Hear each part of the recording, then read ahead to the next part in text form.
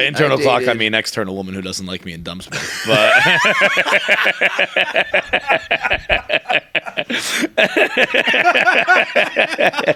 Are you ready for this?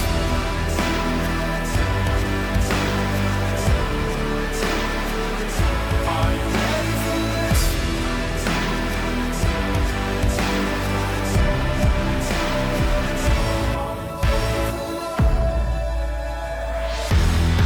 It's another edition of KFC Radio on the Barstool Sports Network.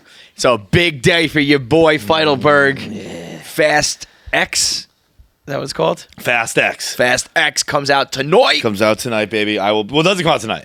Comes out Thursday night. You're going tonight. I got a little invite as of listening to this.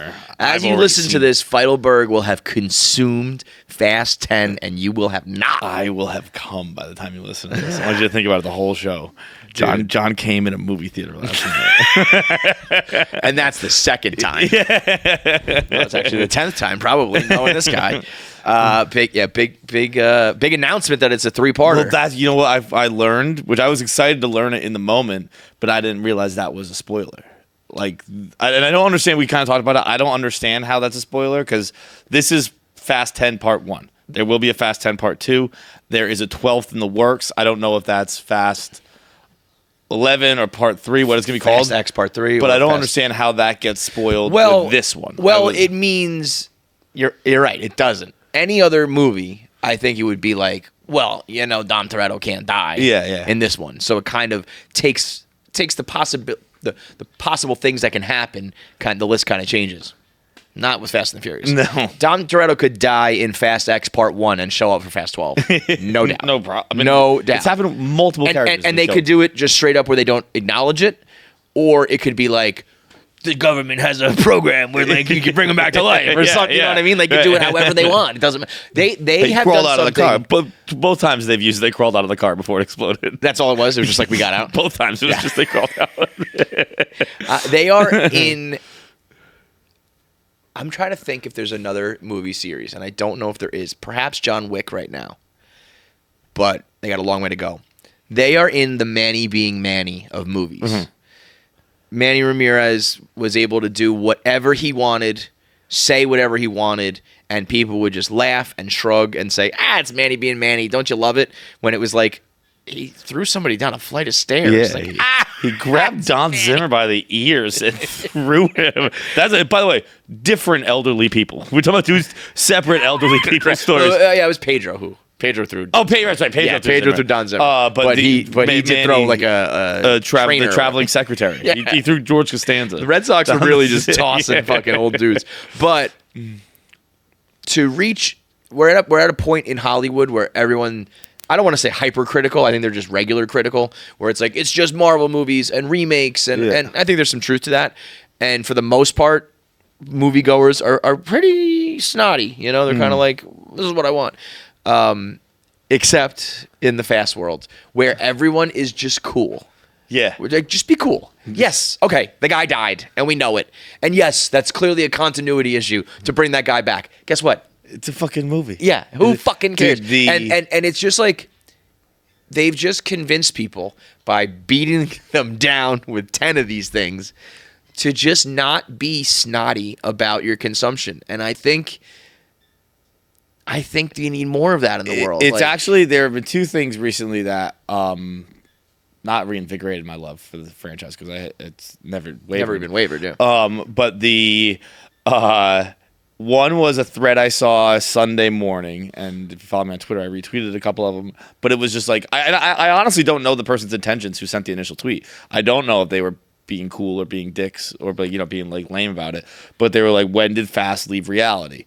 And it turned into like the greatest thread of the best Fast scenes of all time. Yeah, like it was like, it's left reality a million times. What would you say? It's a movie. It was never in reality. It's never, like that's the problem. But you get you're an issue. But I do get the that couldn't happen. Like, no essence of the question. What would you say is the answer? Oh, I mean, it's way earlier. I mean, it's like the first moment they like drive a car off a building and land on a helicopter or whatever. Dude, I mean, if you really want to get honest with it, it's I would argue it's the opening scene of the opening movie. They do a quarter-mile race? When they're fucking like hijacking the DVDs Oh, yeah. and like they're driving underneath the cars. Like, but I don't know. I mean, it wasn't green screen, right? Those were like trick drivers, like stunt drivers. Yeah, I guess so. So like they did so, it. yeah. You know? And then in that case, it would probably be Fast 2 when Paul Walker and Tyrese are fucking bombing down the street trying to catch up to Eva Mendes on a boat, and they fucking just take a right off a kind of hill and go flying and land on the boat and then just get out of the car. Like, yeah, it's like right the fuck away. that is, people are trying to pretend it happened forever ago. Like, it was a long time, and yet it's gotten more and more ridiculous. But this is my second part here that I thought. We interviewed Bert the other day for like 2 hours, and it'll come out probably next week. Oh, it's so good. But Bert was talking about how he wants to make Hollywood fun again. Yeah. And he was talking about really the real life aspect of it. But I think that applies to the movies too, where it's like, yeah, dude, this has been my argument. It's been my argument for fucking 10 years with Fast, where it's been like, I'm not arguing they should win Oscars. Right. But I'm telling you, when I go to the movies and I watch Fast and Furious, you get your money's I have worth. a fucking great time. You pay $20 and you earned every fucking bit I'm of it. like, you know? I'm laughing because of the ridiculous. But also, the Fast crowd has done a good job of making it meta. Like the crowd cheers and they know it's stupid. I think they call that camp or whatever. The gay community calls it camp. It's like Snakes on a Plane. It's like all the movies that when you upfront say we're not taking ourselves seriously, the audience goes, "Oh, okay." Then my lens changes, you know. Just have but fun. like that should almost be the way it always is. Trent's always said it too. He's like, I don't know, man. I like every movie I've ever watched. Yeah. I watch a movie and I walk away going like, that entertained me for 2 hours. Right. And I don't go that extreme with it. This is Abu- the one I was going to say. Abu Dhabi, When they drove through, I was going to say they drove through a skyscraper, didn't they? Yeah. That was the one for me where I said, I think that was Fast. So you know, the 5, I better believe. question is not when did they leave reality. The better question is what's the most unrealistic leaving reality moment there is. That one's up there. Definitely. This has gotta be the one. Dubai. I think it's in Abu Dhabi, but wherever. Actually, it might be Abu Dhabi. Wherever it is. Yeah, jumping skyscrapers is preposterous. Awesome. Brazil in Fast 5 when they're fucking dragging the safe around. That was pretty absurd. Yep. I mean, it's all. Dude, I mean, honestly, my favorite is probably when The Rock throws a missile at a submarine. That's definitely the one. Wait, find that one, Nick. I That's retweeted definitely it. the Have one. you not seen that one? I feel like I've heard you say that before, but that is definitely the one, I want bro. you to see it. I want you to see it. Like that It's- is without a doubt. That's like Mad Libs. It's like a name, a weapon, and a thing. Yeah. The Rock, missile, submarine. We're gonna pause and we're gonna watch this and we're gonna get your honest reaction when we come back. Wait. Oh wait, no, the submarine fire torpedo. The Rock redirects it. I was gonna say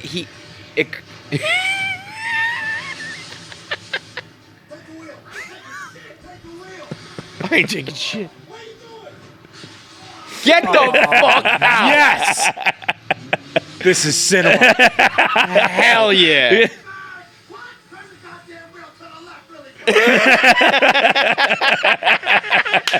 Yes.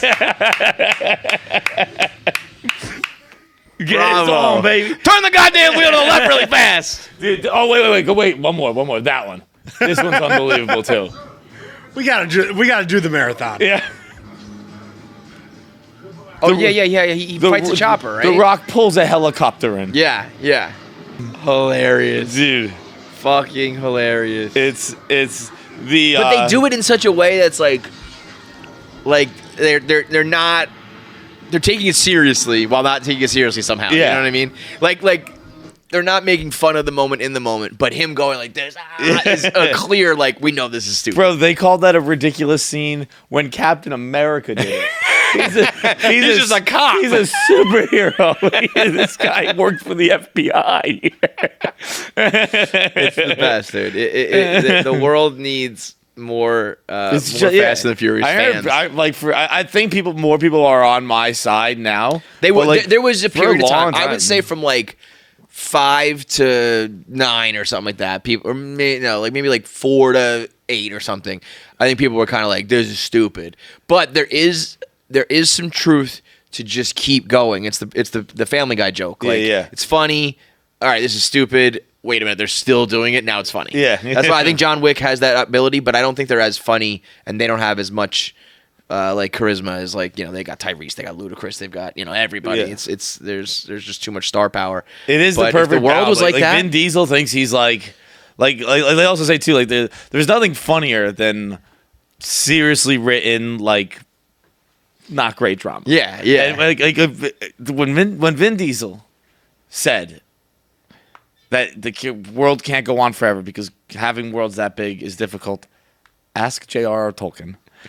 It's one of the greatest lines of all time. Yeah. Yeah, dude. Yeah, dude. He's like, me, and it's like Fast and the Hobbit. Like, it's the perfect balance of people who are taking it very seriously and people who's having fun. He was saying he can't write it forever. You have to stop eventually. J.R.R. Tolkien famously wrote until he died. He was writing the Silmarillion still. That's fucking hilarious. It's great. So tonight I'll be there, baby. Can't fucking wait. Thank you to Ken Jack. Because somehow, inexplicably, I was gonna say I don't want to shine a bad light on them or us or anything, but it is inexplicable. It is inexcusable that not one person did press on KFC Radio for Fast and the Furious. That means somebody. I'm not gonna say names because I don't know them, but somebody should lose their job. Somebody at the studio needs to be alerted of this. People are missing opportunities. I mean, there is. Now, to be fair, it's not really a movie you have to do press for. It's going to do $1 billion.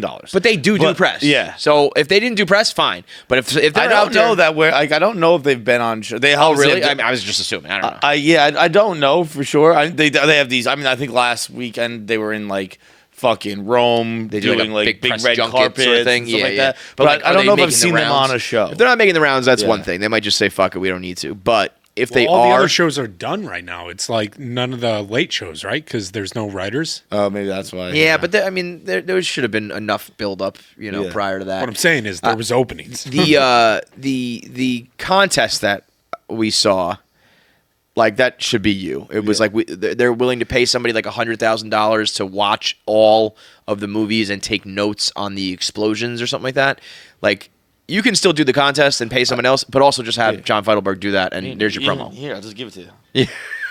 I got it. Already did it. We just started. Here we just. Here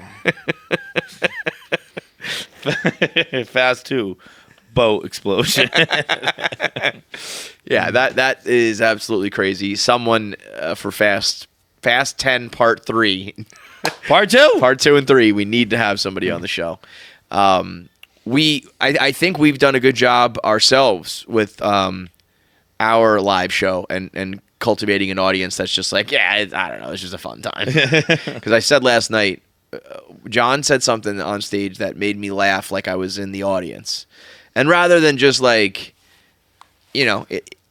being in the moment and letting the moment breathe or whatever, I'm on the microphone going, that was funny. That was fucking funny, man. We're comedians on stage and I'm going, oh shit, that was a good one, bro. But in the moment, it made me laugh that much. I think we were told this weekend, what was it, through a friend of a friend, they said, did those guys hire coaches? Live performance coaches. That's how much better their show has gotten. And which is an insult and a compliment. That means that when people went the first time, they were going, well, it was their first time. But in the moment, I remember people going that was awesome, and I was like, it just can't be by virtue of the fact that we just did it for the first time. Nothing's awesome when you first do it. But I think it's really, really good now. Oh, it's like night and day. I will tell you how I know it's good. I'm not nervous anymore. Yeah. Because I used to go up nervous. Yeah, you don't sweat. I don't sweat anymore. You don't sweat. I don't sweat. That's how I know it's good. That's crazy. That's how I know. I've never noticed that until right now. I can't fake. If I'm up there and I'm a little bit shaky about the material or our performance or myself, my body will let you know, and I will sweat. And now I'm not because don't sweat at all. And it's that's how you know I'm not just feeding you bullshit because I'm I'm just cool. I'm relaxed. I'm this is good. I know it's good. And to our credit, we've done a bunch now, but not that many. When we talk about we have so many people on the show who are I've done this for 35 years. We've probably done 20. I was going to say 25. 20 total. And I think we are smart about it. We have cultivated a show that is just what we do. Mm-hmm. If we had to do something we had to truly like perform, it would be, I'm sure we would need to really hone it more than just 20 times. But it's just like the same way we pop in the studio and do the podcast. We don't think twice about it. Now we do that on stage. And I think the reaction, people are really enjoying it. And it's one of those things. And I'll say this: everyone stays for pictures, which is awesome. Yeah. Also a little tiring. I mean, Sunday night Mother's Day show, 9:30. The whole room of a few hundred people stays for pictures. Very flattering. Very upsetting. It's like, God damn it. God damn it. I got home at 11:30 last night or something like that. That was a tough one. It was a late night. That was a tough one. Particularly on the back end of the weekend and all that. It was, but it's fun, and we're going to keep doing them. We have obviously Buffalo, Minneapolis, and Detroit on sale. We're going to get some summer stuff going. We're going to have some summer stuff going. Probably some We'll go local to Long stuff Island. here. Yeah, we'll do some local shit. It is actually, you're talking about how you're not sweating. I never was so nervous, but I did have a kind of dread of it. Yeah. When I sweat, I'm not like nervous up there because I'm like, I don't know. The worst thing that can happen is like we bomb. I don't care, But like, but I just, I don't know. Now I'm excited. Now I used to and we still don't do as much crowd work as we should, but now I will look at someone and tell them a joke, whereas like I used to only look at you. Right. Or the black lights, the blackness. Yeah. Now it's like there's enough people reacting and laughter and like that it's working. And then also it's like if it doesn't work one night, it's like, I don't know, man, that was the crowd. I hate to blame the crowd, but it's like, I don't know, we just did this like 2 nights ago and last night and it was all good. Like, so I feel just confident in us enough. You really do start to see that like different cities or different types of crowds and different nights and different times. It's like the city thing is so funny because if it's any performer ever, I'm sure will tell you this, but like all you have to do to get a big pop, just say the name of the city. Just compliment the city. Just say where you are. We are what in up, Dallas? Yep. Whoa! This is where I was born. Yep. This is where I currently physically reside. It is great. I will say there is something to it. Like, I don't know who decides it, whether it's just the loudest person or the biggest group or the people who sit up front, whatever. Somebody sets the tone early. Yeah. Where it's just like if in the beginning somebody laughs loud and claps and yells out a name and shit, then the crowd follows suit. And then we've had other crowds that are just like very subdued. And afterwards they took pictures and were like, "We love you. That was amazing." And I was like, "Really?" Because you didn't fucking, nothing. But I don't know, for whatever reason that crowd just didn't like get as animated. The one thing that I want so badly for it to become an interactive show, because I think what we do is a very good live podcast. It's not stand-up comedy, but it's not just like a podcast. It's somewhere in between. There's visuals, there's audio. I do that. I was actually thinking over after this weekend, like I know the rule in comedy, which I don't even subscribe to anyway when I'm watching a comedian. I don't care about 15 seconds laughter, but we're pretty goddamn close. I was going to say, there's never a long gap of no laughter. That was something you'd mentioned when we like first started. You're like, we just kind of talk sometimes. Like we have a joke every 20 seconds. Yeah. But I would love for it to truly become one of a kind if the crowd gets involved, because that's, first of all, crowd work. I'm almost leaning away from this now because crowd work has become so like cliche, but truly great crowd work is like second to none, and not so much crowd work, but I want the crowd to get involved, ask and answer the internet question, tell us a story. And we have been, to say feast or famine is an understatement, because we'll have a story like we had somebody in Dallas. He was like, "Am I the asshole for leaving an engagement party to come to this show?"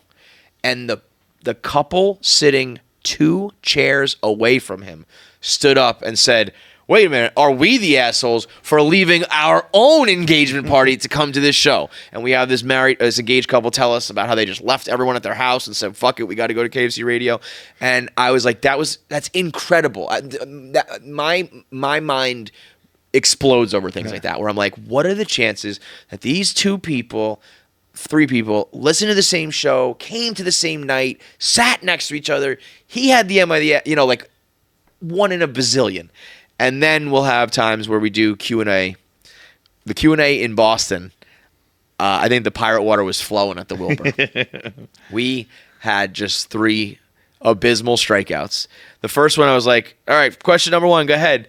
And the guy just went, it was like he was talking in rewind. Yeah. He went, and then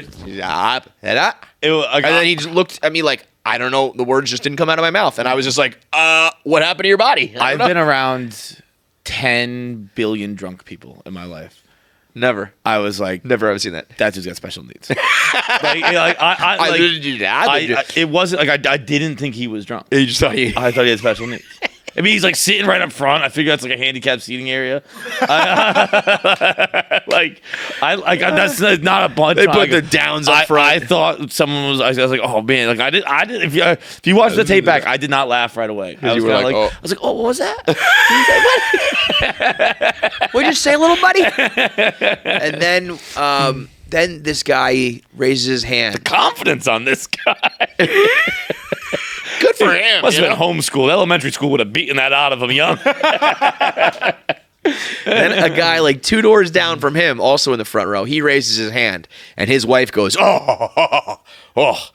And I was like, oh, here we go. And she goes, oh, are you going to tell it? And I was like, oh, these two have a story if they're fighting over who's going to tell which. And he's like, oh, man, oh, yeah, I'm going to tell it. And I'm like, I think I literally say, like, here we go. And this guy is, like, struggling to get out. He's just like, okay, all right, Feits, John, the Patriots. What do you think about them this year?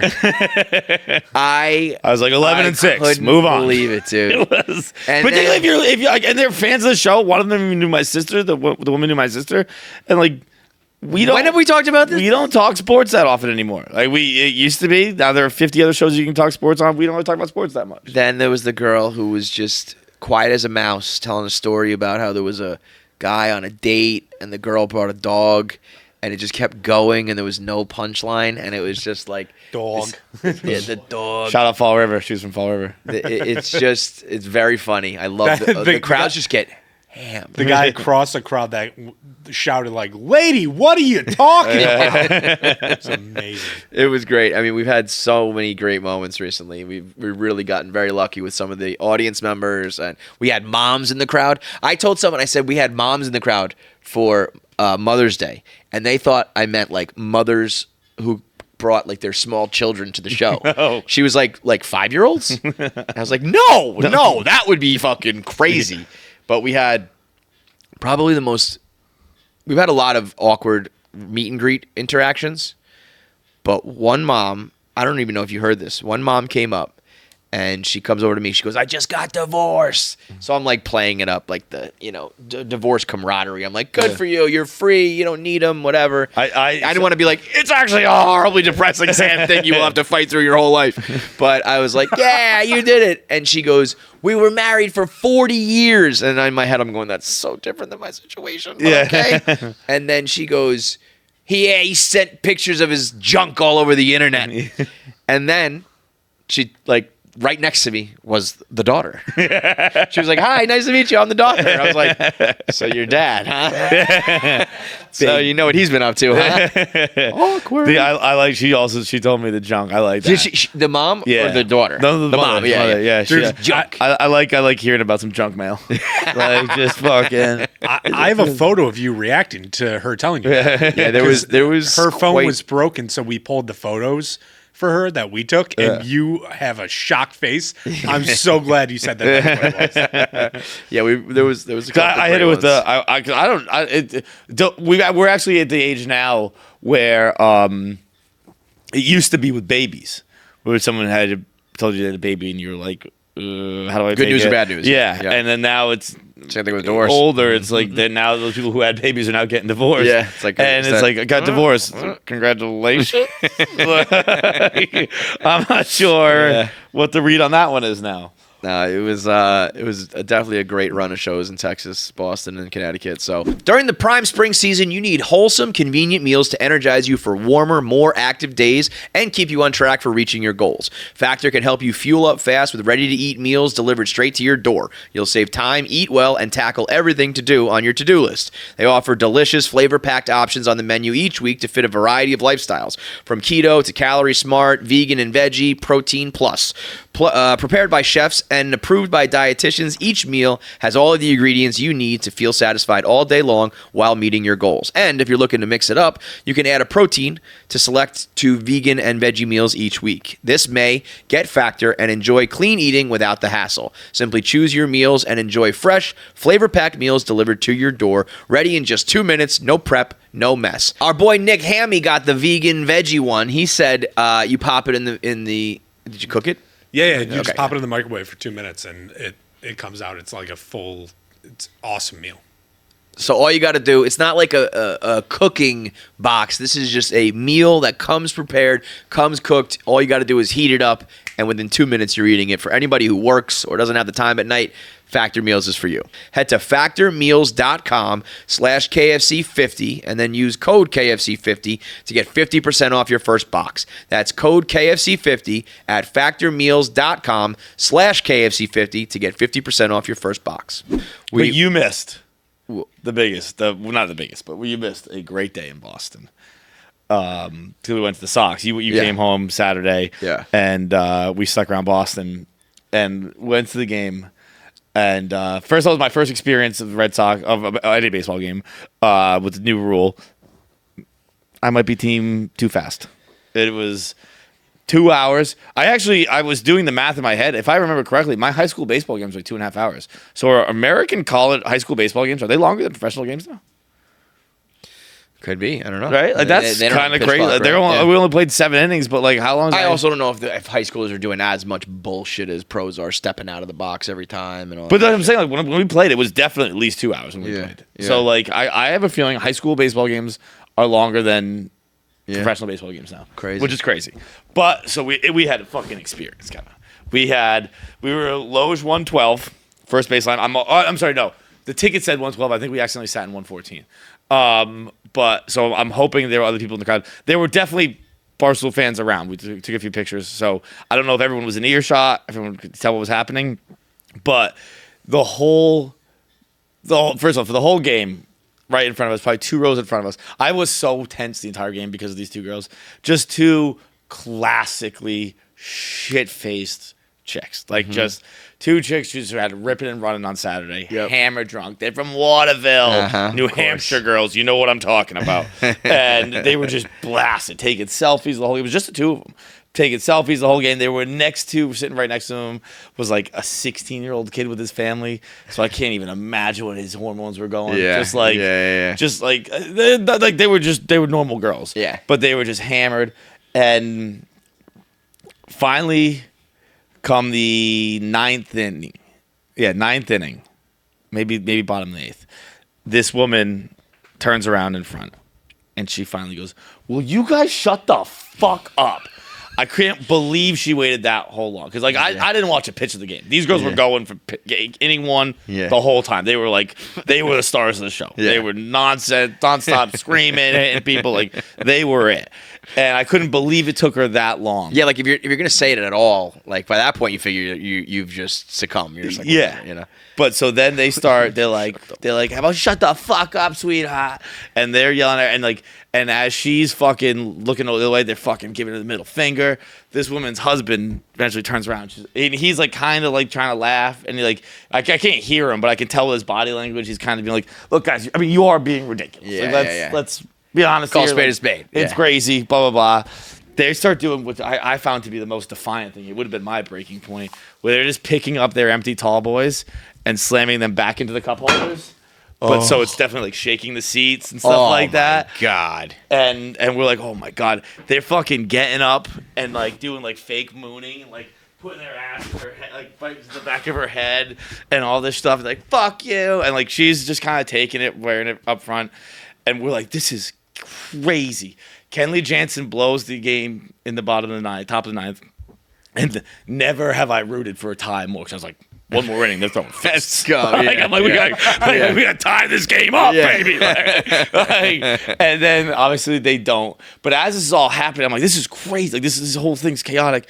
And I'm looking around, and there's all kinds of characters around us. Look back, and there's just a guy who I don't know. He's one side or the other, the chromosome spectrum, sitting there with a big chain necklace on that everyone has, which must be the most regretted purchase. Like, you get that when you're walking into the game feeling high. Yeah. And then by the 7th, you're like, why am I wearing this big fucking thing around my neck? Wait, what is it? Like those big chains they wear everywhere now. Oh, yeah. You know what I mean? Yeah, So he's got this big chain. He's wearing an Aaron Hernandez jersey and a Tonka helmet. And I was like, what the fuck is going on here? And then... It's like a bad dream. Right. It was, dude, wait till I get to the real fever dream part. And so these guys are still arguing. The game's getting out. These girls just tap the husband on the shoulder. And by the way, when the woman stands up, she had a child in her lap the whole time, not a baby. Oh. Like, I get why she's like, shut the fuck. Like, Yeah. Because like a baby you can swear in front of, whatever. Right. It's like a 6-year-old. Right, like an impressionable. Like Like, maybe what does motherfucker mean? Right, like maybe younger, but she's in her the girl's asleep. Yeah. And I was like, oh my god, like no wonder. Let me just interject real quick. I also think the people who bring little kids to games are fucking crazy. Yeah. Not only because shit like that happens, but also because, they're going to fall asleep. They're not going to last, I guess 2 hours now. But, when I see people who bring, infants, newborns to baseball games, you're sick in the fucking head. I remember, but also, as a kid, I remember my dad was kind of he'd be like, hey, guys, can we tone it down a little bit Yeah. when people were screaming? And I'd get so awkward. I was like, Dad, I've heard the words before. Just shut the fuck up and leave it alone. Right. This girl was younger than I was at that point. But, when I was 10, I was like, dude, just fuck. Be cool. I'll be cool. I've heard fuck before. Right. But so they get up. Woman's got the kid in her hands. Father's kind of just standing there.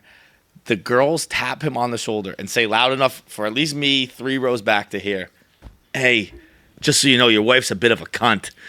And I was like, I can't believe she didn't throw this sleeping child and jump back and lunge. So we're walking out of the game and we're like, that's obviously all we're talking about. Me and my buddy watched the game together, the KFC Radio watched together. And it's all we're talking about. I was like, that was so insane. I can't believe we watched that, blah, blah, blah. We're walking over the David Ortiz Bridge, which is over by Cask and Flagon. And we're at the uphill part of it. And we're like, this is crazy. Whether the term fever dream between the Aaron Hernandez guy, that was like a fever dream. As we're having that discussion, on a motorized scooter, we hear wah, wah, wah, wah, from a voice. It's not a horn. It's a voice going wah, wah, wah, wah. And we look over, and it's because there's all the people walking on the bridge. He's just trying to we look over. There's a magician on a scooter. Right? On a scooter with a CO2 tank and balloons sticking out of it. And he's trying to part the crowd so that he can ride his motorized scooter. So the crowd parts. And as the crowd parts, a homeless guy in a wheelchair is coming, bombing down, going, ah! Right? Bro, he crashes into the magician on the fucking scooter. And as that chaos is ensuing, a midget comes. And we were like, we thought we were in a fever dream before. What the fuck is going on right now? Bro, a magician, a homeless, and a midget all come together at Fenway. It was the literal embodiment, and the other video is reality too. So but it was part 2 of that Cleveland car accident video where the guy just comes in the fucking thing. We were like, what the fuck is going on right now? Dude, a magician going, hey, hey. Homeless guy, one leg, toothless. I don't know if he had one leg, but he's in a wheelchair and he had his pants were so long I couldn't tell how many legs he had. And he's just going, wow, he lost control of his wheelchair. They crash into each other, and a little person in a backpack just comes running by. It was crazy. It was crazy. I hope, again, someone Loge 112 or someone who was on the David Ortiz Bridge at that moment, please tell me someone had video. There's actually a fucking Cask might have an ATM. The footage would be insane. Absolutely insane. Track it down, dude. It's the craziest I've ever seen. Let's try to crowdsource this. If you're in Boston, if you or anyone you know was at the game, just ask them, hey, did you happen to see the magician magic fight? the homeless magic man magician midget fight. I mean, that's why I feel like I should say yes to things, not to go to the baseball game, because that might happen. Yeah, right. Right. You never know what the magician, homeless man, I'll never trio's gonna happen. He had lime green. It was just a black backpack, but he had lime green Straps? Not straps, but around it, fucking piping. Mm-hmm. Had lime green piping. It was like everything. I was just like, this is the most amazing moment of my life. It's a magician and a homeless guy arguing, and just he just appeared. Like he's just like, I need to add some more chaos. Just kind of like he And you know wasn't. how they run, He you know. wasn't running, but he was walking fast enough for it to be funny. It was crazy. It was crazy. It was unbelievable. There's also a little fucking right if you're coming down the bridge to the right. There's like a fan shop. I'm wondering if they have security cameras. It like. I'd love Someone to see from footage. Fenway. It's got to be a stoolie. Please get us the footage. It was unbelievable. quite the weekend. I feel like you have a knack for, I don't know. Shit just happens. It's the same. Whatever. Like there's something, in your essence. I don't know. Maybe We'll ask Ralph Lauren what he thinks. but like some religions call it your soul or something, and Buddhists believe something else. The same reason you have a million doppelgangers, and the same reason just weird shit happens to you.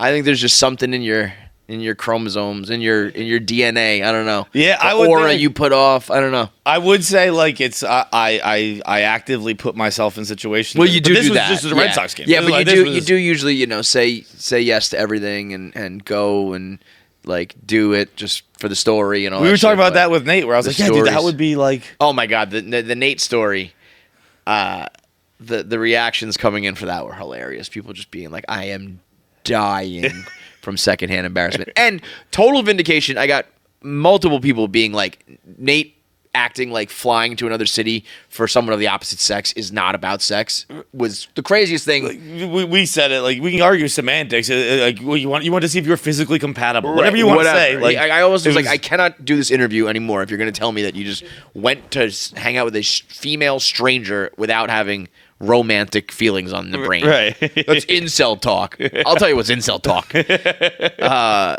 So everybody go watch the Nate episode if you haven't heard it. And yeah, Feits mentioned it in probably next week leading up to the release of The Machine. We'll have the Burt episode, which another instant classic. Just ripping shots with Burt. He was absolutely hammered coming off of a bender.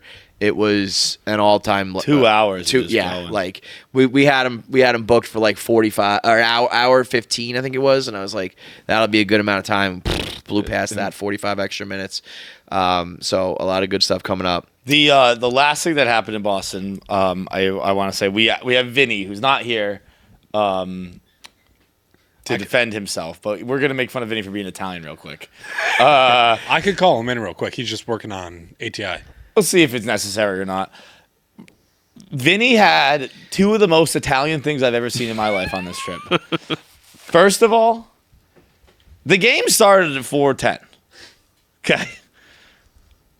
You'd think new group of people New might want job, to be there on time Yeah. kind of deal. Perhaps. Bro, I'm sitting a game on at like 4:30 being like, where the fuck is everybody? They come in, they all came in, they were all like around on time, a little late, but around on time. I was like, where's Vinny? They go, he tells us to take the Uber. He needs another 10 minutes.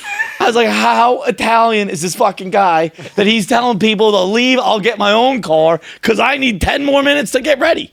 What the fuck are you doing? Go to a baseball game, Vinny. It's t-shirt time. Cabs are here, Vinny. Cabs are here. Get in. I had never heard such a thing in my entire life. only I need Italians. another 10. Only- Put the shirt on and go outside. He's spritzing the cologne. Just so perfect. Doing the tape up hair. And then we were driving in the car. I was driving down. He from might have Boston. needed to like take a shit or something. Huh? Maybe he's like taking a shit. You never know. But he's Italian, so it's probably like primping his Yeah, hair. if I had to guess, it wasn't shit. If I had to guess, it was primping going on. And then we're driving in the car on the way down here, and Vinny was doing the music, which he did a pretty good job. It was shaky at start. Shaky when That's bold too. Like if I have a new job and I'm hanging out outside of work for the first time, I'd be like, "You guys play the music. Yeah. I don't know what you want." Well, it was like Vinny's like, I'll do the music. He didn't actively say it, but I think his phone was already connected to the Bluetooth. And we said I just put on the high fidelity playlist. We're in a mix of group of people who have different musical tastes. I put on the high fidelity. No one ever complains. It's usually pretty I just great. put on my taste of music and fuck you guys. And when we first got in the car, it was like, I didn't say it in the car, but in my head, what I was thinking, the first few songs felt like I was in the elevator to a sex club. Like it was. That's what I felt like the ride back late night. What That was- songs make you feel like you're going to a sex club? It's like bass heavy, but Yeah. not like techno. Like it was like like a hotel like lounge sort of vibe, like a I can't really do it justice. It's like a Drake passion fruit sort of like no. like, Like it's bass heavy. It might just be called like house music. I don't really, but like it's bass there heavy, words? slow techno. Where I was like, oh, this is what you would expect an Italian to put on the fucking. And then he got there. Then he got Stapleton in the mix, and he got some Zach Bryan in the mix. It was he spread it around good.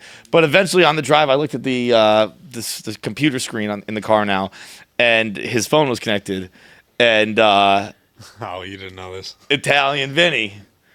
Don Chenz is his phone's name. You know what it says when my iPhone's connected? John's iPhone. It doesn't say. Don. What's his last name? No, his name's Vincenzo. So Don Don Chenz.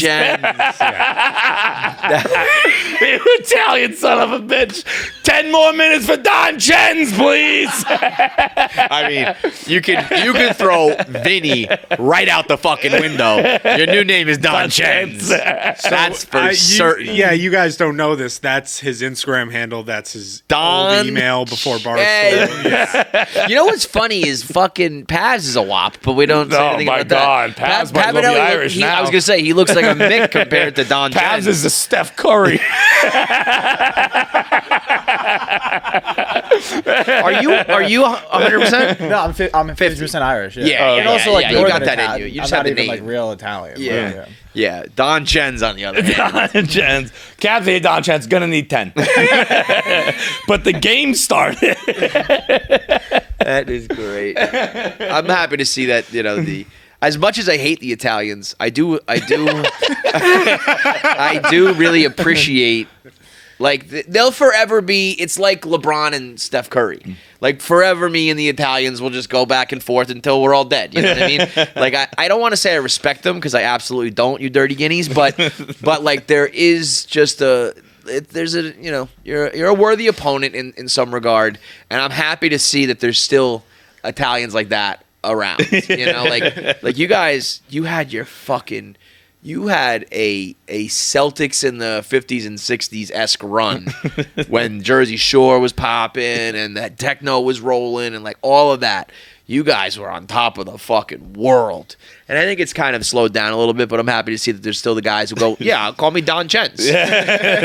I can't even imagine a world where I would, be like, yeah, no, call me Don Chenzo. We said Dante the Don in here for Yeah, I was Monday's gonna say the episode. We Don- got Don Chenz. using the Don as the name is going so Italian funny. heavy. I mean, I guess, I don't do this either, but there definitely are people who are like, hey, I'm Mikey the Mick, like, and I've got the fucking shamrock on my arm. For sure. And don't Flat say car cap. bomb in front of me. There's a few of those. There's just a lot more of the Italians, So it's very funny that we've got one on the team because now it's also like I can, it's like I got an Italian friend. I can make fun of everybody. Not that I ever really needed an excuse, but now we got Don Chenz on the squad. So we all have that long, nagging home to-do list that we keep putting off. It's full of annoying things that need to be fixed. The dripping dishwasher, a hole in the drywall, the dryer not drying. Wouldn't it feel great to get it all done? Now you can, and it's easier than ever. Introducing Frontdoor, the all-new one-stop home repair and maintenance app.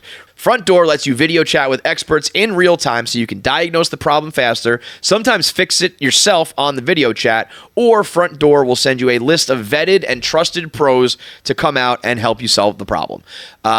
With a new house, I've got like a million different problems that I need to fix and things that I'm upgrading, and it's little things that I'm like, I don't need like a construction team here, but I also don't know what I'm doing, and if I can hop on and just talk to someone at Frontdoor and they can tell me the one little thing I need to do to fix it, or I know they can come and fix it, I'm going to be using them this entire renovation process. You should too. Download the app now and get a free video chat. That's Frontdoor. Download the app now and get one free video chat.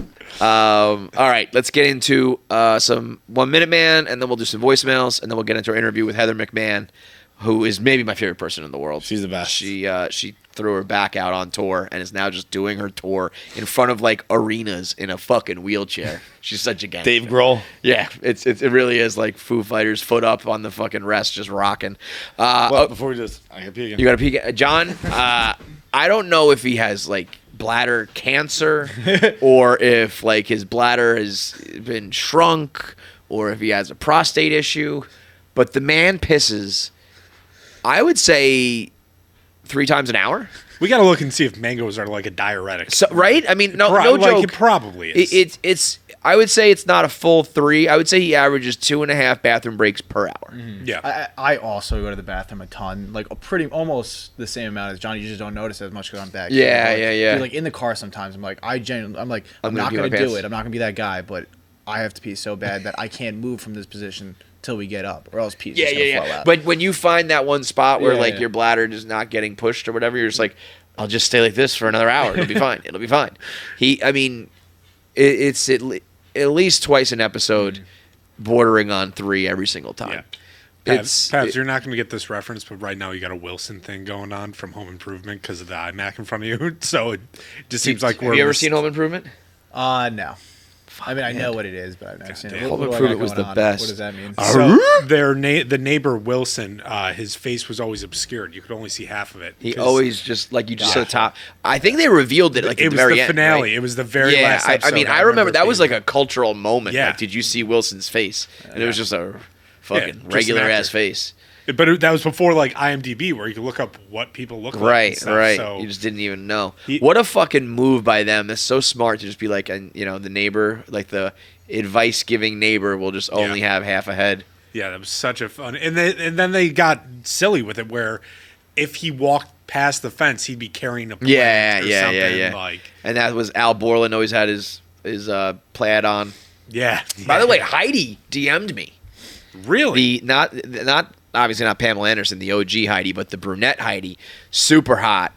And I think it was something like she had a viral video that she wanted me to like post or something like that. But I was like, man, if you could have told me back then that Heidi would have reached out to me, I would have come. Heidi from the Hills. No, from Home Improvement. Oh. You watch Home Improvement? Oh yeah. Yeah. All right, 1 minute, man. First topic is a shitty one, man. Israel Adesanya's girlfriend, Stylebender, the UFC middleweight champion, his ex-girlfriend is suing him for half of his worth. Sugar Sean O'Malley told the story on the podcast. And to be fair, that's the only like confirmation, if you want to call it that. And Sean was like, I don't really know all the details. Like, I don't think Stylebender has said anything, and there's not any like news articles. It's all just from this one podcast appearance, so take it with a grain of salt. But she was never married to him. They never had any kids. They just were dating, boyfriend and girlfriend, and she's suing for half. And I just, like, don't you have shame? Don't you have any sort of like self-respect to be like, I know that people are going to be like, you fucking suck. And there are people out there who are just like, cry in the Lambo. yeah, I guess. I could never do that. I could never do it. I know some people who might do it to me. Yeah, that's what I mean. I was like, this is not setting a good precedent. Now, I immediately, being the like ignorant American that I am, I'm like, there's only like 6 states that even do common law marriages, because everyone's right away says common law marriage. Common law marriage is almost designed more for people who want to get married without having to do like the paperwork. Yeah. And it's like, okay, it's almost like for the couple together to be like, we're married, but we don't have to sign the paperwork. Right. It's not really designed for you to try to fuck somebody like this. Like, there's common law marriage. There's not really common law divorce. Yeah, you get a But- nice little loophole find it. well, so in America, there's like 6 states that do it, and it's not really. People think if you like Google it, it's 7 years. If you date someone for 7 years, you're married. Common law marriage pops into existence, and that's it. And that's just like not the case at all. I like it just made me think of Wedding Crashers, where I was like, imagine like someone like on your like 7th day, and they're like, you're married now. It's like, Why?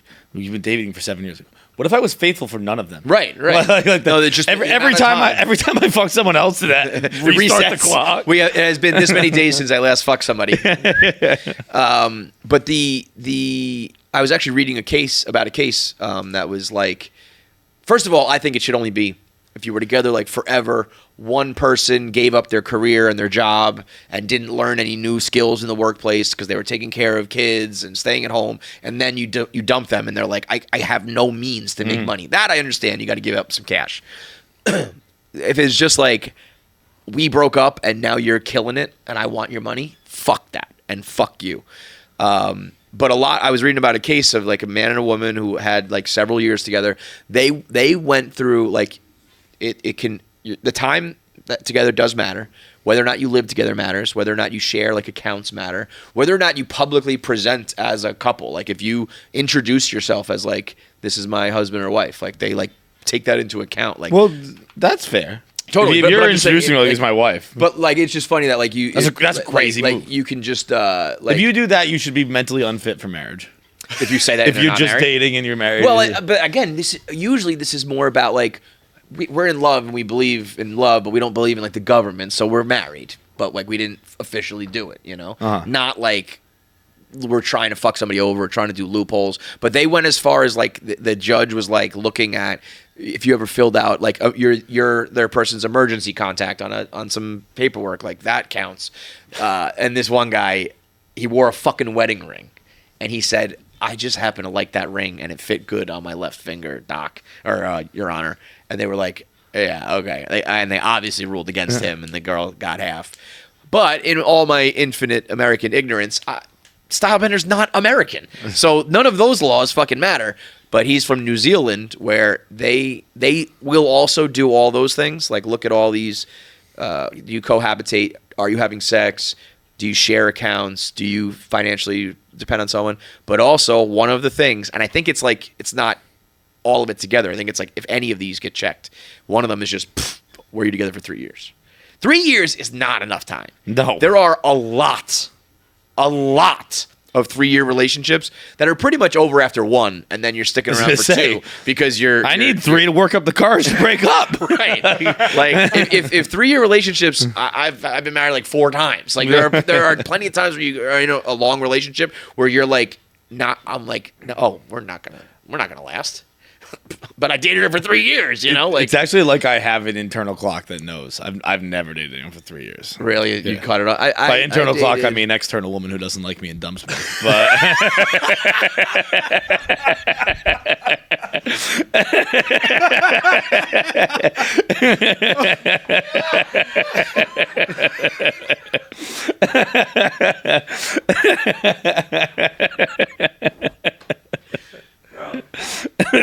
by internal clock, I mean external woman.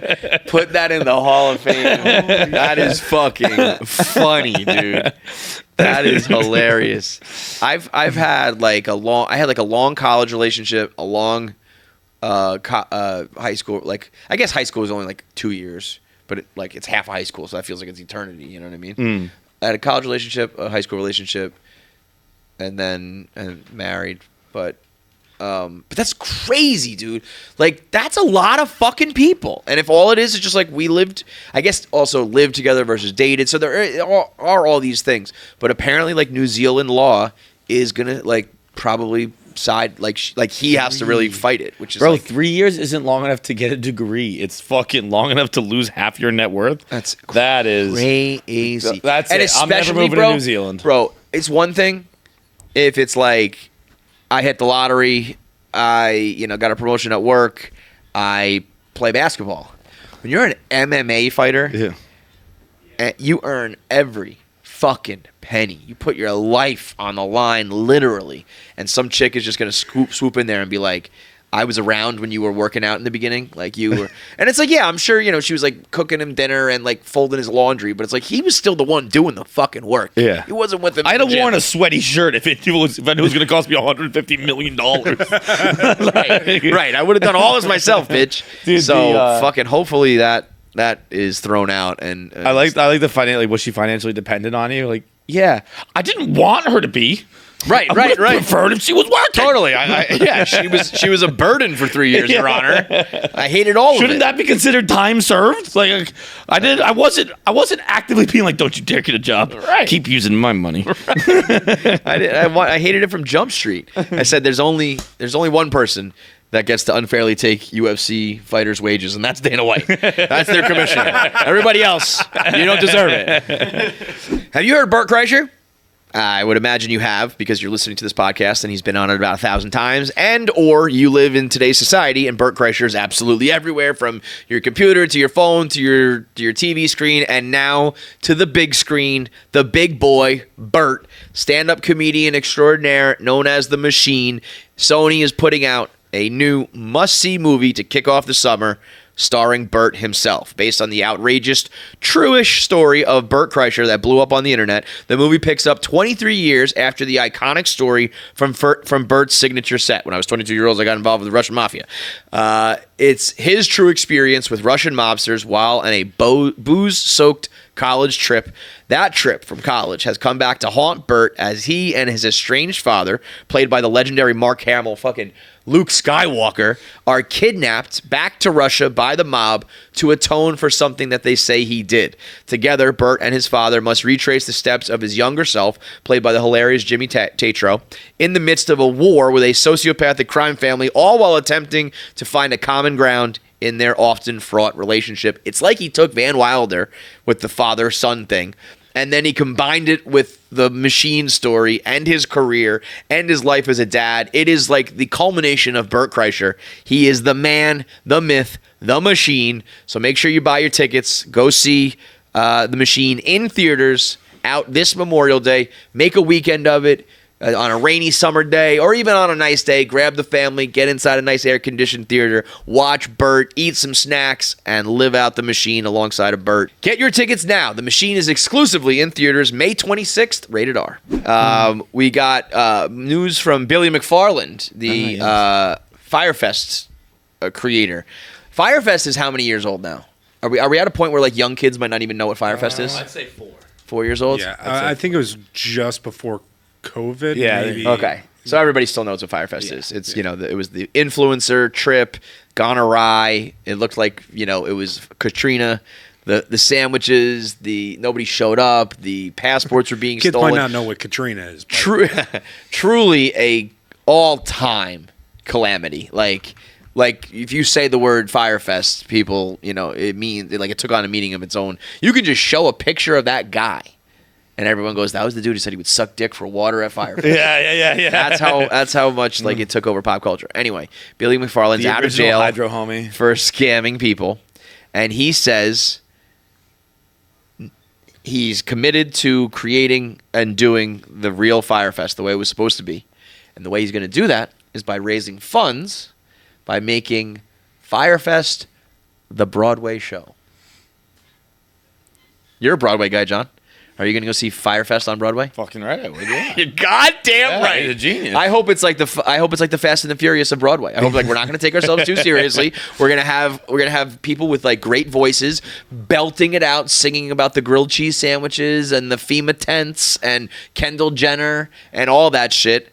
I think it has a chance to be an all-time great show. I love how you followed up a topic where at one point you said, "Don't you have any shame with Billy McFarland is making Firefest the musical?" That's so true. And I support him entirely, and I hate her. Yep. The Broadway musical titled Firefest 1.5. Let's see. Things totally blew up. So now I'm announcing 2 things today. 1, that Firefest 1.5 is going to be a Broadway musical. And 2, we're in talks with partners to pay back all of my restitution and execute Firefest 2 according to the original vision. I like how that was the second announcement. Right. You might get your money back. First announcement, I'm taking more money. Second announcement, all those people who I owe money to, I'm going to get you back. I'm going to get you back. He's literally talking about a Ponzi scheme, just moving money around. I think I've often thought to myself, what would I do if I had, Elon Musk money, Jeff Bezos money? When you have, genuinely unlimited for all intents and purposes. And one of the things I said I would do is I would bring back all canceled TV shows that have a cult following. I'd be like, here's all the financing you need. Go get the producers, go get the actors, go get the writers. I'll double everyone's rate. I want to be the guy who brought back the Black Donnellys. Go down in history.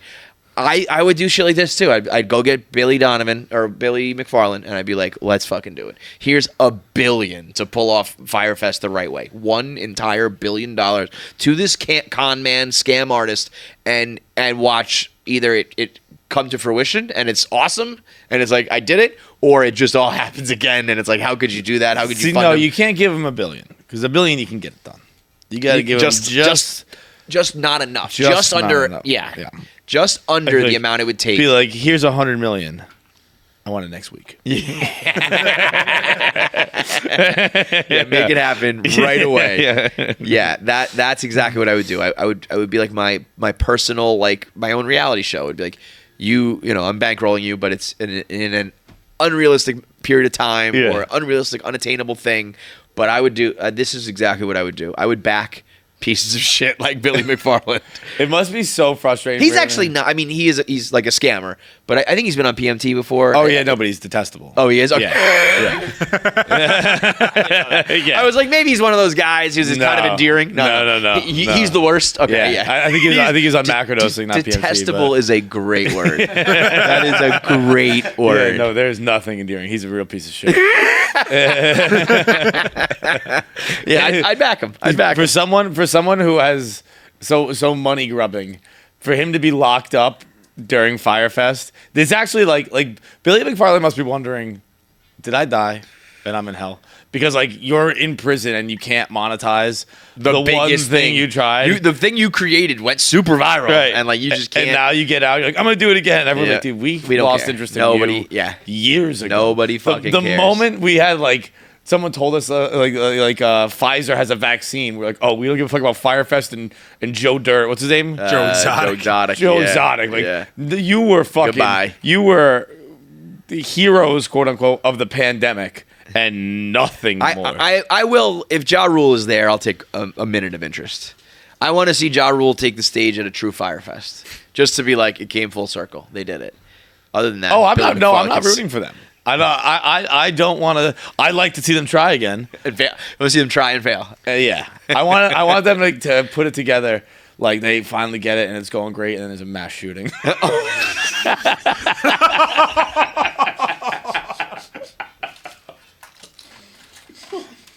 I told you couldn't do it, Billy. Yeah, I don't have to wish for it. It's just gonna happen. I was gonna say that there's a mass shooting there's every a day. strong chance.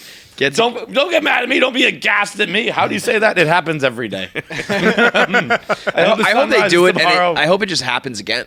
And I hope everyone that paid like $10,000 is like, well, we should have seen this coming. Yeah. Like, I want them to serve craft singles on a piece of bread again, and then be like, what? like, yeah, well, you guys, you went to Fyre Fest. Yeah. What'd you fucking think? Oh, the Fast and Furious is something crazy happened with cars. Yeah, you went to Fyre Fest. Fyre Fest happened. That's what they should do. They should do Fyre Fest, and it's just Fyre Fest. That's what I mean. Like, but that's what you saw. Like, they did multiple documentaries on what this was gonna there be. would be people who want to experience that Fyre Fest. That's I what want it to be the Fyre Fest. That's what I would want. Like, particularly, don't make it nice. Make it even shittier. It's like Naked and Afraid.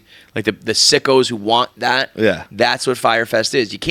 A tiger can't change its stripes. A Fyre Fest can't change its existence. I really think that, like, and we've talked about this pretty extensively, in fact, but like, I really think that anyone who wishes for good things to happen to them is an idiot. Yeah. Like, it is. Like, you want to go have a fun time? Why? So you can get one Instagram picture? Everything you should do, wake up and root for fucking chaos.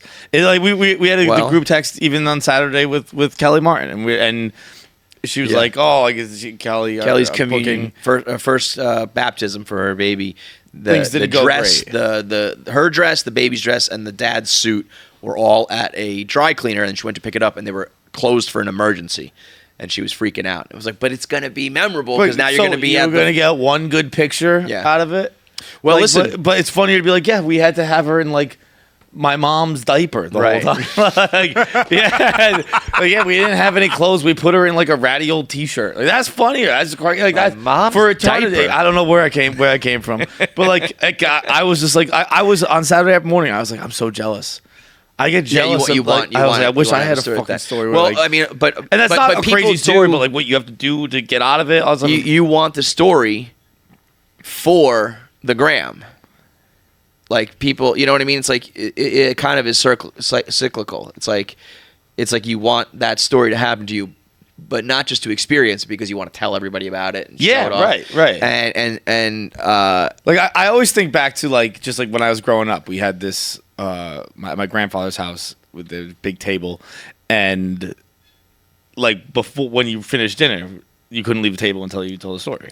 And great rule. it was like even the kids, it was like you can't get up. Like John Hardy, what's your story? And like never was like someone like to tell a good story, like was something good happened. Yeah. And like no, don't get me wrong. This is like it wasn't any like set time. Like, it wasn't like we had this weekly dinner at my grandfather's. It was just like No. It was just we had whenever when dinner people's happened to be stories there. were always, it was like, always like before you shit get up, shows. take your dishes. Like what happened? Like give me a story. Yeah. And it was never a good story. And like that would have been perfect. Just like, oh my God, we had Lily's baptism and like this. Yeah. And everyone was like, oh no way. Like, Yeah. No one was like something I good can't happened to me. believe it. No one fucking cares about that Nobody story. gives a fuck. No, I mean, but some people are just addicted to doing it for Instagram. I think at this point we have to consider John Morant addicted to showing guns on Instagram. he does it for the love of the game. He was on a live stream of his buddies that had 112 viewers. And he's shaking that little tiny gun around again. I love that it's still that little fucking gun. And I would love to get John Morant on the show and have an honest conversation. The TikTok that they made of him with the rap from 8 Mile is so perfect. I didn't see Have you that. seen it? It's like the Papa Doc thing. He's like, you're a gangster. Your real name's Clarence. His Yeah. real name is like Tartavius. Yeah. And he didn't go to Cranbrook, but he went to like something very close. But And no, and he has- didn't. Oh, he didn't? No. That is I so this is an older TikTok then? This is it. Okay, yes, I have seen this. I thought it was a new one. Yeah, Crestwood. if you Google Crestwood, it's not a private school, and it is one of the worst schools in South Carolina. There you go. Because I was thinking that all these pictures are funny though. Him that's funny. Yeah. To be like a gangster and you're like in your polo, like so at some point, and maybe he ended up like if that is a rough school and like maybe that was his external life outside of the home. But at some point you go from like, I got my polo on with my glasses taking photos with my family to like I'm about that life. Yeah, it's like, well, one of these is entirely fake, and maybe the family one is. I don't know, Right. but it usually goes the other way around, So it's just to be tweeting at people like you can feel these hollow points, and then have these pictures of you. It's kind of like, But also, I mean, he clearly is about that life, right? Like he's like put like fucking I don't know about that life, but like, that's what I mean. Though, like, is just having a gun. Like he's more about that life than I am. I don't have the gun. Yeah, okay. I'm not Didn't- flashing didn't, guns and money and shit like that. Didn't but, they have fucking red dot lasers on the Indiana Pacers? right? That's what I mean. Like He's bringing the guns at least. That's yeah. He's a lot closer than most people give him credit for. right. If you're waving a gun at a fucking bus full of NBA players, you're halfway to the life. Yeah. I don't know if you're fully about that life. You're more to the life than I am. Yeah. But when I saw that it was his friend's Instagram, and you see his friend, like he's dancing, and he kind of shows it, and Ja puts it up real quick, and I don't know if that guy even registered or whatever, but he quickly like puts it down, like all of a sudden you're looking at nothing, and I think he was kind of like, don't put Bro, your gun. I'll tell you what though. I thought the strip club one was preposterous and all this good stuff. I have no idea what John Morant did wrong here. So this is the bigger discussion. About how it. many fucking pro athletes have their hunting pictures up? Yeah. I don't know. The guy's in a private car with a gun. Who I'm as not gun as you can be. I don't see anything wrong with it. I think that is the bigger discussion. I think the only argument to be made is that he probably the worst thing he did. I mean, like yes, if that gun's illegal and some people are saying it's not proper protocol with the gun, yes. Sure. Okay. But I mean, he's not the safety's not on. I don't know. Yeah. That's not what people are outraged about. What people are outraged about is him just simply doing it. The only thing I think you could say to him is you probably just had a discussion with your team and employer saying I won't do it again, and you did it again. Right. That to me, your team can be like, you fucking asshole. But 100%. like I don't know. If he gets suspended, I think the players' union will have a very serious appeal on their hands to be like, what? He wasn't in a public place. He was in his buddy's Like, car with I his would own be gun. like, I don't know. That's Your to Honor, me fine. Your Honor, John Morant is a buffoon. He's a dumb dickhead. Yeah. But he's going the speed limit. Yeah, right. If that, again, yeah, you're right. If that was a picture of me just like holding my hunting rifle with the deer I just killed, it would be totally fine. Yeah, I mean, like, but like the NFL players I follow do it all the time. they all have guts. Yeah, yeah. So that there is definitely a bigger and more nuanced discussion. But the general vibe of just like, God damn it, John Morant, Yeah, stop putting your gun on Instagram. That to me is so fucking funny. Like Chappelle would do a great skit about this. Yeah. You know, it's just like, John did it again. He fucking did it again. But yeah, that there really isn't anything inherently wrong with what he's doing. And then last thing, shout out to the ESPN broadcast. The Red Sox had a game on Mother's Day on Sunday. And they decided to talk to Tristan Cass. Is that his name? Cassis. Cassis. They said. By the way, speaking of that, the Red Sox, like, it was crazy. I think I obviously don't follow the Sox as closely as I used to. That ninth inning in particular was insane because I didn't. It was my first time seeing all the rules in place. I didn't understand what was happening. But no one in my section did. We were like looking around, like, what is happening right now? Because Kenley Jensen kept fast pitching. Right, because there was quick time on the pitches, clock, but they were calling them for. So we're like, there's 12 seconds left on the clock. What do you mean? You almost need like the refs in football to like talk to the Yeah, stadium. I was like, he's hitting his watch, which makes you think time violation. But there's time on the clock, so Yeah. I didn't know about the fast pitch. But second of all, I like Tristan Cassis. I know, but like looking at that lineup, I was like, oof, I know like 6 guys in the lineup. Right Dude, now. that's like the Mets pitching. The Mets pitchers are TBD like every night, and then their bullpen is like, who the fuck are these guys? But Sunday Night Baseball decided to do one of those in-game interviews on Mother's Day, and they said, let's pick the guy with the dead mom. Right off the rip, Carl Ravitch is like, it's Mother's Day, but your mom died, so what does it mean to you? And you can see he kind of like he looks at the camera. It's almost like he like finds the camera. Yeah. Where he handles himself very well, but the first second you can tell he's like, what the fuck, dude? just someone in the next nanosecond, someone might hit a baseball 100 miles an hour. Right, and you're reminding me of my dead mom, and he's just like, well, that was a tragic thing that happened to me and my brother, which made me think. I was like, was it truly tragic? I mean, you lose your mom, it's tragic. Yeah, but was yeah. it like murder or a car wreck or like instant or something? I wasn't able to find how it happened, but it was just like, here's this young man. Hey, it's Mother's Day. Everyone's talking about how much they love their moms. What do you think about your dead one? Notice you didn't have an IG post today, Tristan. What's that all about? It was just an all-time. But it's kind of to go back to what we were just talking about. I watched this and I felt nothing but jealousy. Because you want the story? I wished my mom was dead and that happened to me. Because I would have been like, just to go viral and be like, particularly someone who really loves a good dead person joke. Oh, yeah, that would have been my moment. Right there. That might be the dead friend / family member pinnacle. Yeah, right. That's up there. Right, Colleen? I was gonna say. I was about to say, what are we doing for Father's Day, Colleen? But I didn't have the heart to do it. What did you say recently? We were like watching a video and somebody said something about dead parent. You were like, I do. Yeah, it was kill your dad. Oh yeah. We'll kill your dad for you. And you're like, Is your mom dead? Yeah. She just went, yup. So yeah, shout out to ESPN. All right, let's get into our voicemails and then we'll get our interview going. What do we got? Attention all partiers and ragers. We have just crafted the perfect drink for you, Pirate Water. This is straight from the producers of Four Loko and Mamitas, the people who know how to make the party drinks. They've provided you with Pirate Water, the drink of a generation. It's a 16-ounce canned, ready-to-drink malt beverage with 10% alcohol and all you need for a good time. So it's 16 ounces, so that's usually 12 ounces. So that's like a drink and a half. And then with 10%, that's like double. So really you're looking at like 4 drinks in one.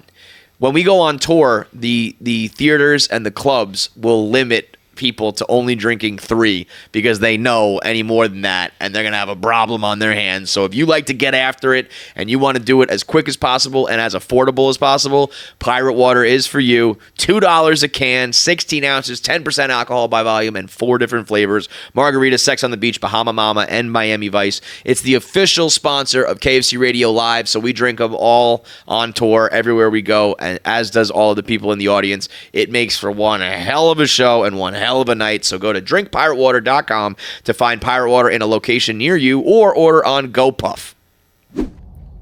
What's up, boys? Got a little Feits fun fact. Did you know that 9/11 is the reason why My Chemical Romance became a band? What? Yeah, Gerard Way saw the towers fall and was like, I need to make music. And because of that, that's how Twilight became a thing, because that bitch was obsessed with My Chemical Romance, so she started writing fan fiction about them, and that turned into Twilight. Makes you think, what other national tragedies out there inspired people to do something? I mean, Wait, so that's pretty 9 crazy.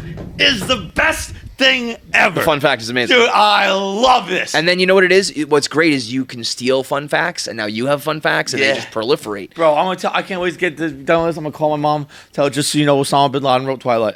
Wait, so Chemical Romance started because of 9/11, and then Twilight started because of Chemical Romance? Yes. Got it. Yeah, so that's a little 60 degrees of separation plus fun facts. That's a little, those two things coming together. Osama bin Laden Osama bin responsible Laden for 9/11, but he's also responsible for Robert Pattinson's career. So Bro, kind of a wash. Bro, wait a minute. And then I also think 50 Shades of Grey was like Twilight inspired, Really? something like that. I can see that. So you Makes could make the argument that because of Osama bin Laden, middle-aged women everywhere in like the mid-2000s were just coming and getting choked and slapped and shit. I say chicks like getting choked out now. Yeah, Twilight fanfiction. 50 Shades of Grey was originally Twilight fanfiction. So Osama bin Laden leads to My Chemical Romance, leads to Twilight, leads to 50 Shades of Grey, leads to your mom coming with a fucking vibrator for the first time. If you have, That is incredible. If you There tell it your is. girlfriend when you fuck, you better thank Osama bin Laden every night when you lay down. Every fucking girl who's like, choke me. Yeah, I want you to say Bin Laden said so. Bro, I want to have the roughest sex in the world. Choke a girl out, slap her in the face, spit on her, come on her face, and then lay my head down on the pillow and go, "Thanks, Osama." That's how James Dean should ever end every porn. Salute Osama bin Laden. It's how we know Kim K started with 9/11. Yeah, right? So now we need to start ending them. That's going to be a hard one to top. That's the most. I didn't Because know that. the fact itself is fine, but where we can take it You from extrapolate. here, Oh because my like God. anything that connects to, I'm sure there's other bands that connect to My Chemical Romance, and there's other things that connect to Twilight. That means Kristen Stewart. Umbrella Academy, that show is by Gerard Way. That's all that show. Bro, Osama bin Laden is like responsible for like everything that happened after 2001. dude. Music and entertainment. Let's start a new thing. Let's respect bin Laden. Well, you know how there's like this. And honestly, I think it's the women who need to thank him more because, like, there was a sexual liberation. No longer shy to ask for whatever they You want. know who to really ask needs for. to thank Osama bin Laden? Alexander Cooper. Yeah. Alexander Cooper. If you're a real one. Alexander Cooper made $60 million because the towers fell. That girl exploited 9/11. Bro, this is the best. This is the best. 6 degrees of separation became with Kevin Bacon became a game for this very reason. So we need to rename it, and it has to rhyme with Bin Laden or something. the 6 degrees you can play with that is unbelievable. Sophia really hates him. Dude, Sophia's a real patriot. Bro, I didn't know My Chemical Romance has absolute fucking heaters. Wait, thanks what's to the Bin story? Laden. They just watched it fall, and they were like, They were like 99% of people watch the towers fall. Like, I gotta join the army. No, Gerard Way, I think, like, saw them in person. Saw who in I person? think he was, like, in Brooklyn and could see it falling. Right, and he saw that and was and he was like, I got to write a song I gotta write about a song. this, or just like I need to become an Yeah, artist. I've heard this before. That's crazy. Yeah. That is that raises the bar for fun facts. By the way, people got to come in hot. I'm gonna stop eating. All right, next up from this girl with the gray hair. Another fun fact. I'm sorry. We'll move on. I just want to say thank you to the guy in the Vipers, the Pit Vipers, who said that. Like It just keeps getting better and better. Then we went from fucking William the Conqueror. We're gonna be so smart. William by the end of Conqueror, this. Cats and Dogs. Osama bin Laden is responsible. Cadillacs in Cuba. More 1955. So good. We ignored the voicemails that I sent in. We ended up getting the pictures, which was awesome. Shout out Jackie. You love her. Anyways, last night, my mom was like saying, "Oh my God, is he wearing a Michael Bolton shirt?" Because Kevin was wearing that. And I was like, I don't know who that is. And so today, my mom, she went to like a thrift store, and then she texted me a picture of what she got for me. And I was like, wait, I'm not gonna see you for a couple months. Like, what? I love how she's like whispering. What is this? And it was a Michael Bolton CD. So she's like, so you'll know who he is, because I didn't know. And she thought it was really funny. But she was also telling me, she was like, all the girls in like the 80s loved Michael Bolton, but I didn't. I think she used the word awfulness. So she's wondering, Kevin, is the Michael Bolton shirt a joke? Because she was thinking, if it is a joke, she thinks that would be really funny. But she said, if it's not a joke, I think she's a little concerned. So I love her I don't voice. know I who love Michael this girl. I Bolton is, love the but I was telling mom. her Kevin likes old school hip hop. So based on her description of Michael Bolton, that sounds off-brand for Kevin. But I don't know. I don't know. This mother-daughter duo. This was not. We had mothers on Mother's Day in Stamford, but this duo was at the Wilbur, and let me tell you, both mom and daughter could have got it. She was having a time. Michael Bolton is a national treasure, and there's nothing. Yeah, There's nothing more to say about that. There was a period of time, it was probably Office Space related, when Michael Bolton is kind like of a punchline. Yeah, he was like Michael Bolton's ass hat or whatever he calls him. And Why should I change my name? He's the one who sucks. Yes, That's a great and line. he there was a time where everyone kind of, it was like Michael Bolton makes elevator music, and there is some truth to that. Strongly disagree. But with that. but he has some like 106.7 Light FM type songs. You know? Okay. So there is that. But he's also got a. But they're also fucking bangers, Yeah. and they're also classics. And you also have How Can We Be Lovers If We Can't Be Friends, and Lonely Island, and he's fucking I'm the a man. Michael Bolton guy. Like through and through. Everything I've ever seen, I'm not going to pretend I have the deepest knowledge of Michael Bolton's catalog, but everything I've ever seen with Michael Bolton, I loved. I mean, those are power ballads, man. And that, like, Michael Power Bolton ballads, is- that the king. Bro, when Power ballad when king. in How Can We Be Lovers, when the record goes like and like the beat drops out and then hits again, and he's like, how can we be? It's he goes, we can work it out. Oh, and then the chorus hits again. It's an amazing moment in music history. So no, that was the real deal. And shout out to mom and daughter who were they were on one for sure. That was all time. Heather McMahan on the podcast. Let's talk to her. Yeah, then on top of that, I'm at I turned 36, so I know if I'm going to have a kid, I got to have it soon. I got like one good egg left, and I'm like, fuck. You know, like all these other female comedians have done their specials like 8 months pregnant. Like, I know how I swell. If I have like, you know, a club soda and a french fry later, I can't get my rings off. Like, I just know I'm not going to be like that cool female comedian. Do that too. You have If to you're wheel me special- out in a wheelchair to like, All your let's tell some special, jokes. it's going swell. Yeah.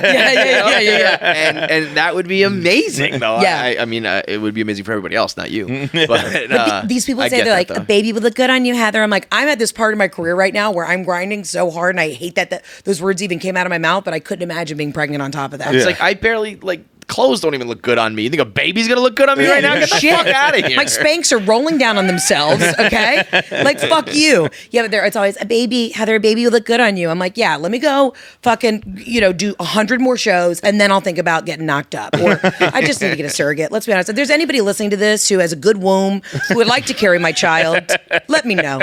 Mama's working. I'm surprised. I would totally do that shit, You man. would? You'd carry my baby? Oh no! Thank you. No. That's one thing. I mean, if men had to get pregnant, the human we would race never- would cease to exist. Yeah. But I think I'm sure there's all sorts of shame. The and other day, I attached just to it, sat but in fuck it. trash because I thought of carrying it. Just stop right there. That's fine.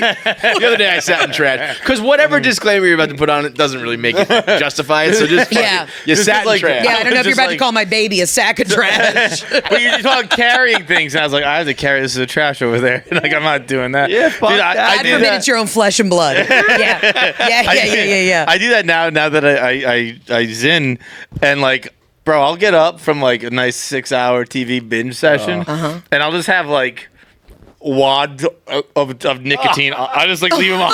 You are disgusting, bro. Can I ask you with this stuff? Oh, you're so being. Look at you. It's just it's like a pack. yeah.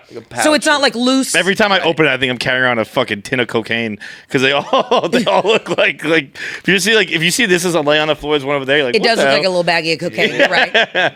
I did dip once and I almost threw up. So because I went to school in Mississippi, so I was like, You had you it. know, Yeah. let's do it. I don't know. Is that better than regular dip? It's just nicotine. So there's no tobacco. Oh, so nice. It's addictive without the cancer aspect, I guess. Yeah, that's a No, lie. it's- That's it's 100% it's a a- lie. yeah. Yeah, your mouth's gonna rot out in a week, but I love a vacation cig, so I get it. Yeah.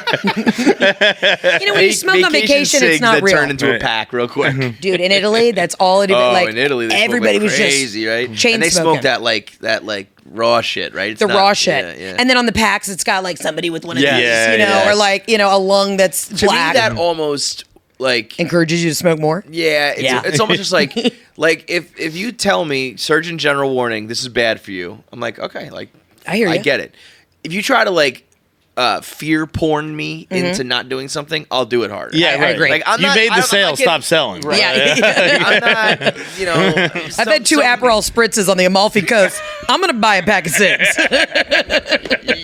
Yeah. And Exactly. it just doesn't seem as white trash. Like when you're over there and Europeans are so sexy and Totally. tan, and even though I'm like covered in zinc and I'm, you know, I've got like sun poisoning. right? I got a long, skinny, you know, like Virginia Slim, and I'm like, I'm so fucking riche. Yeah. I will be broke after this honeymoon. I spent $400,000 on a wedding, but I'm just like thriving. Sophia Loren. You know what I mean? All right, big thanks for watching. If you made it through this whole episode, that means you should be subscribed. There's so many of you out there who watch and don't subscribe, so make sure you are a KFC Radio subscriber. Make sure you get all the content when it drops. Click that button now. I have 9 fingers. I'm still subscribed. It's that easy.